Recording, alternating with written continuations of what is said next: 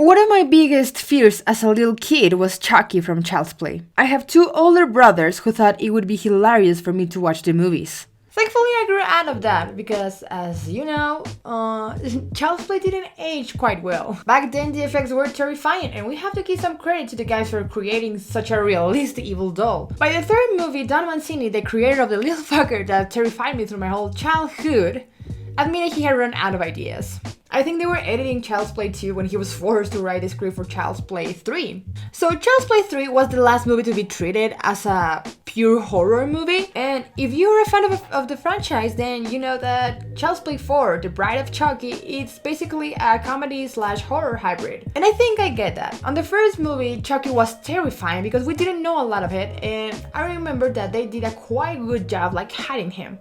I think that for the first 20 minutes of the movie, you never see the doll acting. It is until the mom raises him and threatens to throw him into the fire that we finally see Chucky moving, and it's really surprising. But by the third installment, we have seen so much of Chucky that we weren't afraid anymore. It was funny, the idea of this little doll just overpowering grown-ass man. It was funny. And that's why I love Child's Play 3, because it's unintentionally funny. The first thing we get from the movie is a noise so loud it counts as a jump scare. It counts. It actually counts. Made me jump. Scared me. The movie picks up 8 years after Child's Play 2, where Andy burned Chucky alive with molten plastic. But surprise, the factory is being put back to work, and guess who gets revealed? Our good friend Chucky in a creepy but oddly satisfactory opening credit scene. A little side note, if you don't know about the lore of Chucky, basically it's thanks to his blood that he can be revived so many times, and that's why we have so many movies. So basically, if his blood is transferred to a new vessel, he can be brought back to life, and this is why we're getting this weird opening scene, basically. We then jump into a business meeting where they are going through the incident that ruined their best seller. Basically, what happened in the last movie is practically ruined the product because, if you have a small kid saying that the doll is killing people and you have actual murders happening, yeah, I can imagine that can cause a fracture in your production. Even when one of the guys there suggests it's not a good idea to bring good guys back since the doll has been in two major controversies, including people being murdered. The corporations can't get enough of using nostalgia to improve sales, and they decide to bring back the good guys. I read somewhere that Child's Play is this criticism about consumerism, and I think Mancini was still trying to insist on this corporation hunger for money being so big, they don't care about dead people, they're just want to make more money out of it. And yeah, I think that's a nice detail there. And what are children, after all, but consumer trainees? Assuming their boss is the greedy bastard he is, they already have one good guy ready for celebration, and guess who is it? It's a loud noise! Chucky gets even luckier and he manages to get some alone time with the greedy bastard, and guess how they let us know he's ready to get his little hands dirty. Loud noises! We also get that nice Chucky POV, kind of to let us know Chucky can attack at any second, and apparently this guy is really into his whiskey because he doesn't hear a thing. And let me tell you, these boxes are loud as hell. There's no way Chucky didn't make a sound getting out of that box. Now, please look at this. This is why I love this movie so much. Of different factors. Not only did the stronger than expected employment report allay some recession. Also, I love that the guy notices the golf ball and he's just like, yeah, I can golf in my office. Let's do that. And loud noises! That scared me twice. The 2 times I watched this movie for this video, it scared me both times. And apparently this guy had 2 good guys in his office for a reason, and our little guy managed to pull the chairs out of the table and put them in the place without making any noise. Wait, he just made one sound. Chucky sends him flying with 1 hit. I know that supposedly Chucky gets his human strength back the more time he spends in his new vessel, but it's been what, 1-2 days at most? It's kind of bullshit, he's already that strong. But not as bullshit as this. Chucky stabs him with a dart. This dude sells kids' toys. No way that thing is that sharp. It wouldn't get that deep. And then he jumps a whole meter in the air. Chucky quickly gets a hold of Andy's location because he's also a genius in technology, and obviously technology hasn't advanced a thing in those 8 years he has been practically dead. And we quickly learn that Andy is like a young delinquent and recently he was sent to a military school.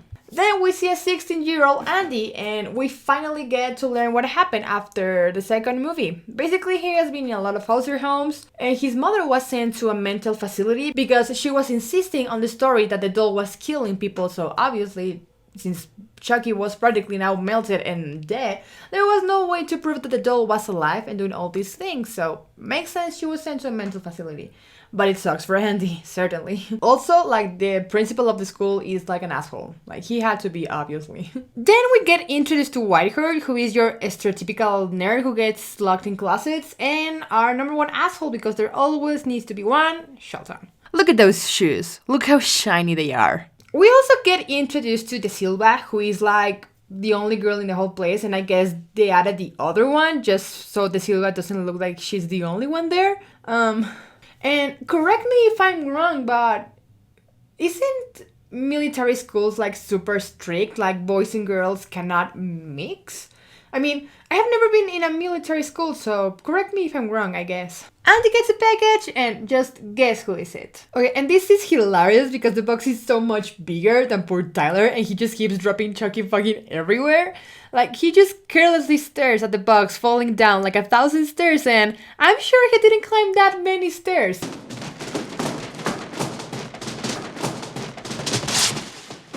Before this, we got a scene where Tyler is practically drooling over a good guy commercial while Andy is reliving his trauma in the background.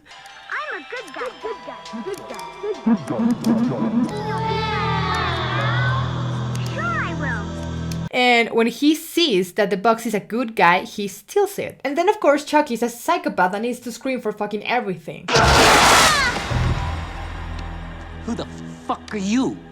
Chucky realizes since he has a new body and he decided to scare the living shit out of Tyler, now the body he needs is Tyler's. And I guess that's what you get for tampering with the mail. Tampering with the mail is a federal offense. Maybe you didn't know or you don't remember this, but the reason why Chucky was after Andy is because he can only transfer his body to the person he revealed itself first, this including his whole name. Well, I think that it would have been easier to transfer his body to the rich guy we saw at the start.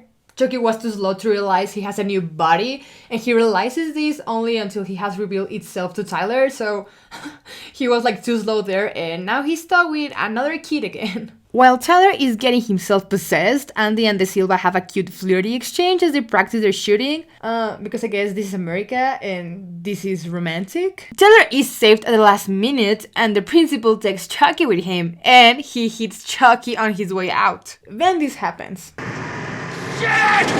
I'm telling you, this movie was meant to be a comedy all along. Chucky kills the dumpster guy, and I won't show it because the guy went there wanting to help and he got killed, and honestly that made me feel sad. Like, it genuinely made me feel bad for the guy. Also, you don't get to see the guy being torn to pieces, but it's like implicit, and honestly it's the most gruesome death and it happens to the most innocent person in the whole place. Thank you. Okay, how? Okay, how number 2. I just realized it's like Andy's first week in the school. How is Chucky there so fast? The mail ain't that fast now, and it wasn't that fast back then. For the third time, how? At this point, I'm just waiting for this to happen. But no, he makes it subtle this time. Then Andy throws a shoe at him. And then Andy throws a shoe at him. And that's what any rational human being would do. And of course, since that was Sheldon's shoe, he takes Chucky with him. Sheldon catches Andy in his room while Chucky makes his classic run without noise, and Tyler decides to play hide and seek with him for a reason. The Sylvan girl number 1, because she's never given a name in the whole movie, they sneak at night and cockblock Chucky from like the gazillion time, and decide to mess with the doll. The girls are giving him a nice makeover before the principal of the school returns, and they have to run away leaving Chucky there. The principal, or Colonel, goes to check the place out, finding Chucky on his desk, and then... I like to be hugged. You thought I have gave up that joke up? I didn't. The principal / colonel throws it to the trash and starts to leave. And here's one of my favorite deaths in the history of slasher movies.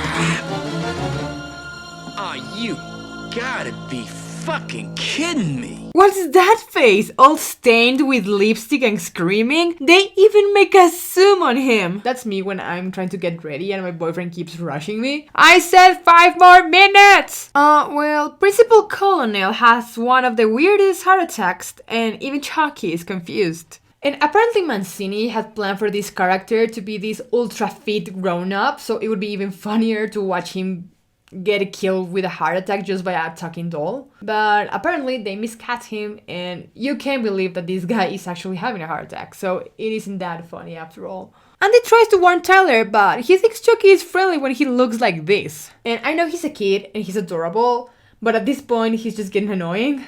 We cut to a scene where we find out they're having a paintball game because tradition?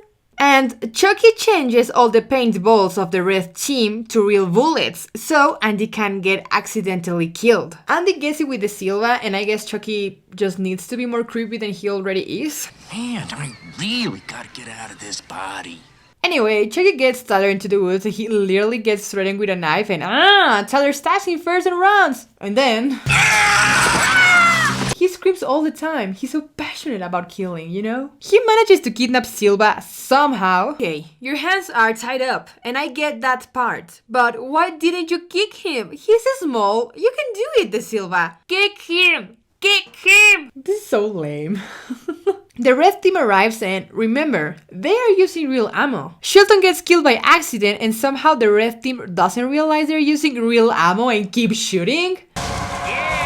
Call me crazy, but I think you would realize. Chucky is having the time of his life and Tyler ducks away from him and then throws a grenade. But it's okay, White Horse sacrificed himself. Tyler then joins Andy and the others to stay safe since Chucky is still out there. Of course not! Fucking Tyler runs after Chucky alone and into a small theme park in the middle of the woods. He finds a policeman and I mean... Hey, I know what'll cheer you up. Look what I found.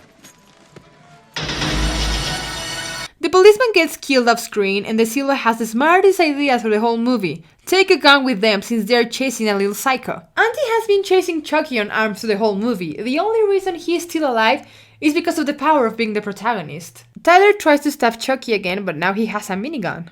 A minigun.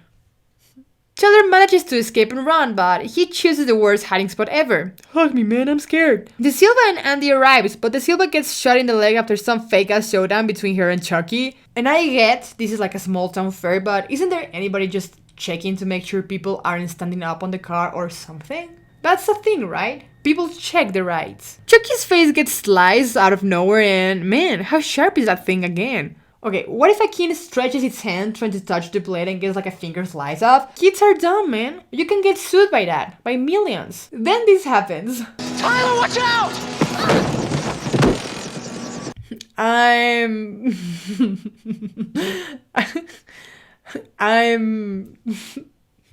don't know what to tell you. Andy gets a clean shot at him, and Tyler, being the dumb kid he is, only complicates the situation even more. But it's okay. Andy manages to throw Chucky to a giant fan, and he gets all chopped up. The end.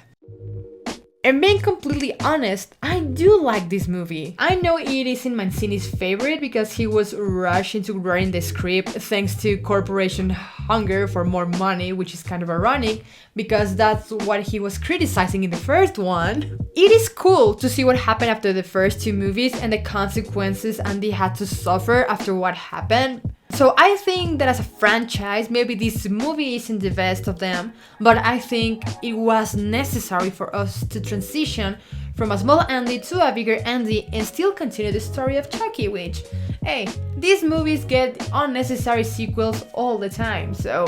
And yeah, maybe this isn't the best Child's Play installment, but I think it was necessary.